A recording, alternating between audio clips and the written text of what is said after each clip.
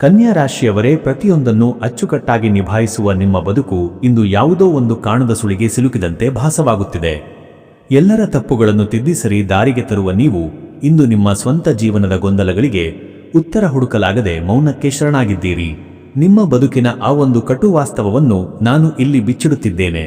ಅದಕ್ಕೂ ಮುನ್ನ ಈ ಮಾಹಿತಿಗೆ ಒಂದು ಲೈಕ್ ನೀಡಿ ಮತ್ತು ಕಮೆಂಟ್ ಬಾಕ್ಸ್ನಲ್ಲಿ ಜೈ ಮಹಾಲಕ್ಷ್ಮಿ ಎಂದು ಬರೆಯಿರಿ. ಸದ್ಯ ನಿಮ್ಮ ಪರಿಸ್ಥಿತಿ ಹೇಗಿದೆ ಎಂದರೆ, ನೀವು ಯಾರಿಗೆ ಅತಿ ಹೆಚ್ಚು ಪ್ರಾಮುಖ್ಯತೆ ನೀಡಿದ್ದೀರೋ ಅವರೇ ಇಂದು ನಿಮ್ಮನ್ನು ಕಿಮ್ಮತ್ತಿಲ್ಲದಂತೆ ನಡೆಸಿಕೊಳ್ಳುತ್ತಿದ್ದಾರೆ. ನಿಮ್ಮ ದಕ್ಷತೆ ಮತ್ತು ಪ್ರಾಮಾಣಿಕತೆಯನ್ನು ಜನರು ತಮ್ಮ ಅನುಕೂಲಕ್ಕೆ ಬಳಸಿಕೊಂಡು ಕೊನೆಗೆ ನಿಮ್ಮನ್ನೇ ದೋಷಿಯನ್ನಾಗಿ ಮಾಡುತ್ತಿದ್ದಾರೆ. ನಾನು ಮಾಡಿದ ಉಪಕಾರ ಯಾರಿಗೂ ನೆನಪಿಲ್ಲವೇ ಎನ್ನುವ ಪ್ರಶ್ನೆ ನಿಮ್ಮನ್ನು ದಿನವೂ ಕಾಡುತ್ತಿದೆ. ಎಲ್ಲವೂ ಇದ್ದು ಏನೋ ಕಳೆದುಕೊಂಡ ಅತೃಪ್ತಿ ನಿಮ್ಮನ್ನು ಸುಡುತ್ತಿದೆ.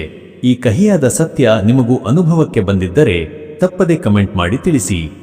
ನೆನಪಿಡಿ, ಕನ್ಯಾ ರಾಶಿಯವರು ಎಂದರೆ ಬುಧ ಗ್ರಹದ ಸಂಕೇತ. ನಿಮ್ಮ ಬುದ್ಧಿವಂತಿಕೆಯನ್ನು ಯಾರಿಂದಲೂ ಕಸಿದುಕೊಳ್ಳಲು ಸಾಧ್ಯವಿಲ್ಲ. ನಿಮ್ಮ ಮೌನ ಕೇವಲ ಬಿರುಗಾಳಿಯ ಮುನ್ಸೂಚನೆ ಅಷ್ಟೇ. ನಿಮ್ಮನ್ನು ಕಡೆಗಣಿಸಿದವರು ನಾಳೆ ನಿಮ್ಮ ಸಲಹೆಗಾಗಿ ಸಾಲಿನಲ್ಲಿ ನಿಲ್ಲುವ ಕಾಲ ಹತ್ತಿರದಲ್ಲಿದೆ. ನಿಮ್ಮ ಶ್ರಮಕ್ಕೆ ನ್ಯಾಯ ಸಿಗುವ ಮತ್ತು ನಿಮ್ಮ ಕಳೆದುಹೋದ ನೆಮ್ಮದಿ ಮರಳಿ ಬರುವ ಸಮಯ ಈಗಷ್ಟೇ ಆರಂಭವಾಗಿದೆ. ಹೆಚ್ಚಿನ ಮಾಹಿತಿಗಾಗಿ ಈ ಮೇಲಿನ ನಂಬರ್ಗೆ ಕರೆ ಮಾಡಿ.